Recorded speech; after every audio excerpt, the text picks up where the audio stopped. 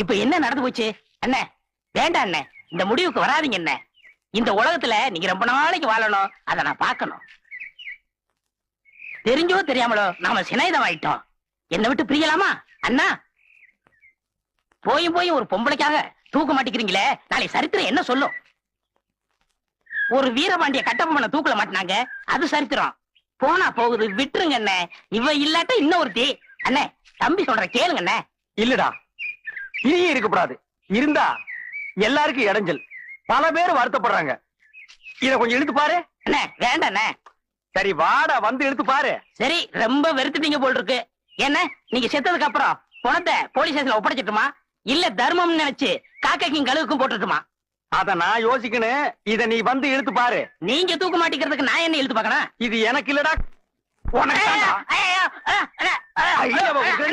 Idea குடுக்குறியா? Idea இப்ப சொல்றா. நீ செத்தா உன் பணத்தை போலீஸ் கிட்ட ஒப்படைக்கவா, இல்ல டிச்சு குடி கொடுக்கிற சொர்நாய் கிட்ட இழுத்து விட்டுறவா? ஏண்டா, எனக்கு ஹெல்ப் பண்றேன்னு சொல்லி ஐடியா கொடுக்கறேன்னு சொல்லி என்கிட்ட இருந்த சிந்தாமணியை பிரிச்சு இன்னொரு முரண கிட்ட மாட்டி விட்டியாடா? மாட்டி விட்டியாடா? நானும் உங்க மாதிரி மிராசு 7 ஏக்கர் சொந்தக்காரன் தெரியும்ல. 7 ஏக்கரும் ஒரு டிவிஎஸ் 50 வச்சிட்டு ஊருக்குள்ள மிராஸ்தார்னு சொல்லி எச்சிக்கல நாய்ங்க. அண்ணே, நான் சொல்றேன்னு கோச்சுக்காதீங்க. அந்த மலைச்சாமி தேவர் சிந்தாமணி எழுத்துல தாலி கட்டினது போலீஸ் ஸ்டேஷன்ல இருந்து பொதுமக்கள் வரைக்கும் தெரிஞ்சு போச்சு. இன்னும் அவளுக்காக காத்து கிடக்கணுமா? தாலி கட்டிட்டா அவனோட வாழ்ந்துருவானா? ஏன் வாழ முடியாது? அவர் இந்த வட்டாரத்திலே பெரிய தொழிலதிபர் தெரியும்ல. போடா போடலங்க, எங்க வட்டாரத்தில் நான் கொடுத்த பெரிய தொழிலதிபர்.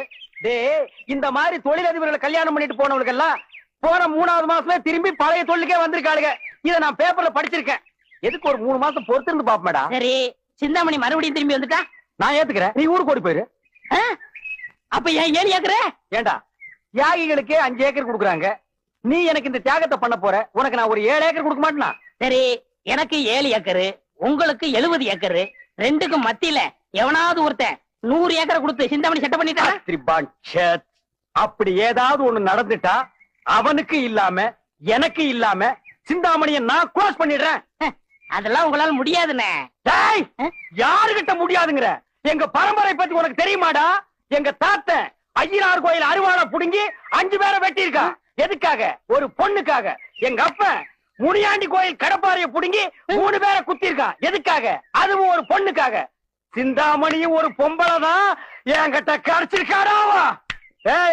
எங்க பரம்பரையிலேயே கத்தி எடுத்தோம்னா நாங்க ரத்தம் பார்க்காம வைக்க மாட்டோம்டா. அண்ணே, உங்க பரம்பரை பத்தி நல்லா தெரிஞ்சுக்கிட்டேன்.